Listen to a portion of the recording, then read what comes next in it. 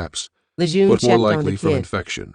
He was breathing He didn't think evenly, either would be a problem but for was the on beast. fire to the touch. Stonewall drew his She climbed second out of the pistol. Humvee and started tromping What are across the you? wet floor, gathering supplies. 3 red Her dots fire hummed team from had the already creature's started helmet. shifting bags of The rice weapon to on plug its the hole. shoulder targeted him. The result of a New shootout Orleans, with this creature only Romilly, had one Sibian. potential outcome, Stonewall realized. 06-21. Goose was August a better 29, and faster shot than 2005. Stonewall, and he hadn't been able to Romilly put this used the creature wind, down.